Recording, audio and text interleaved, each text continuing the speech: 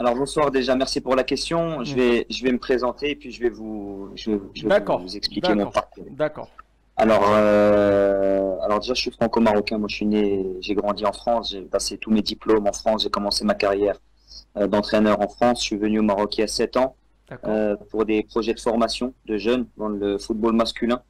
Donc, j'ai travaillé au départ à Rabat, ensuite à Casa, sur, comme je viens de vous le dire, la formation de 5 à 18-19 ans. Et effectivement, il y a quelques mois, j'ai rencontré Simon de Okesha pour le projet du Sporting et tout de suite, j'ai été emballé.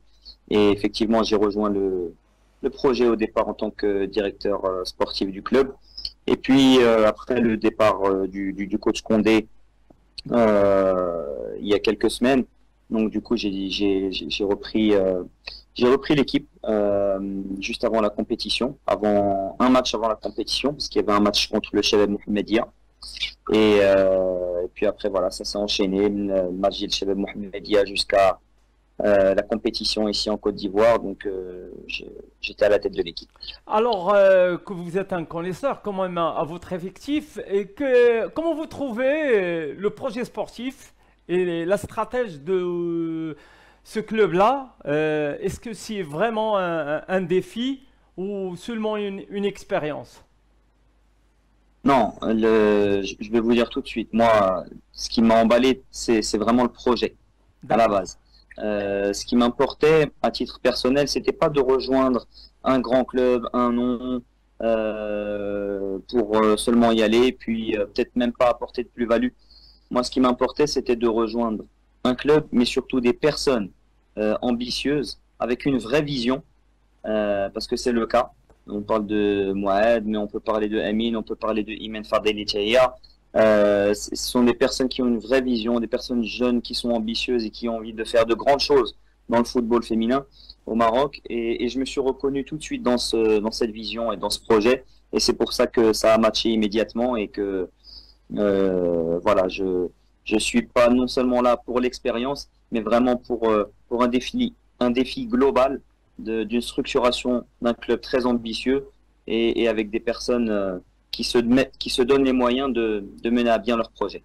Comment vous trouvez, Monsieur Mehdi, comment vous trouvez votre effectif dans cette compétition? Comment vous trouvez l'effectif? Il était ambitieux, il était courageuse quand même, les filles, comment il est? Alors, les filles, elles sont venues là, comme vous l'avez noté tout à l'heure. C'est la seule équipe qui a terminé deuxième de son championnat. Toutes les autres équipes, Ce Lille, sont des Big champions. le Caisse, ce sont les champions des poules, pardon, du championnat local. Ouais, qui مشيو Hmm. la zone ديالهم كيف ما احنا مشينا للناف وكيربحوا la zone ديالهم. Hmm. Donc déjà, ça c'est une performance exceptionnelle Veda, d'être là en étant deuxième du championnat, grâce notamment, bien évidemment, au fait que les Phares ont gagné la Champions League l'année dernière. Donc ça, c'est pour mettre un petit peu le cadre. Les filles sont venues là en outsider et elles ont totalement été au niveau parce que, vous savez, quand on m'a parlé de la qualification aux demi-finales, on m'a parlé, elle s'est faite contre les Tanzaniennes de JKT Queens lors du troisième match. J'ai refusé cette idée. J'ai dit que la qualification s'est faite lors du premier match. Je vais vous expliquer. Le premier match contre Atlético Abidjan. Les D'accord. Bnets, Hmm. أول match دايرين هنا de la compétition contre un club local, un club ivoirien Côte d'Ivoire, contre 25 000 personnes, en étant mené 1-0. Et elles ont eu le courage de revenir un partout, de décrocher un point qui était très important à la fin lorsqu'on fait les Exactement. calculs. Hmm. Je trouve que la qualification a commencé à se jouer là. Ensuite, effectivement, le deuxième match, on a joué Mamelodi Sundowns, une des plus grandes équipes africaines d'ailleurs. C'est la troisième participation et la troisième fois qu'elles sont en finale. Donc on a perdu 1-0, mais je pense que tactiquement, les filles ont fait un bon travail. C'était pas le résultat espéré, mais c'était un match encourageant. Puis après, on a eu ce troisième match contre les Tanzaniennes de JKT Queens. Historiquement, les Tanzaniennes parviennent souvent en demi-finale. Ce sont des très bonnes équipes. Les filles ont réussi à gagner 4-1 avec beaucoup de courage, beaucoup de combativité, beaucoup d'envie, une maîtrise collective plus importante que sur les deux premiers matchs. Alhamdoulilah, j'ai la qualification historique en demi-finale. Je dis historique parce qu'encore une fois, c'est une équipe qui s'est qualifiée en étant deuxième de son championnat. En demi-finale, on se retrouve encore contre une équipe difficile, une équipe du Ghana. Le Ghana, comme vous le savez, géographiquement, c'est très proche de la Côte d'Ivoire, surtout très proche de San Pedro. Et donc, encore une fois, on a joué contre 15 à 20 000 personnes. Le Venet était mené au score 2 fois. Et à 2 fois, elle réussit à revenir au score.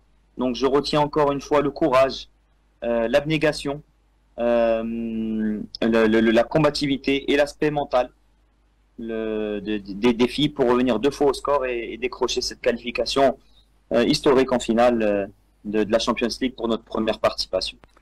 Vraiment, je suis satisfait à votre façon. كنهنيكم السي عز الدين عشاري ولا سي معاذ عكاشه انكم ملي كتثقوا، لان المشكل الحقيقي اللي عندنا في كره القدم الوطنيه هو الثقه.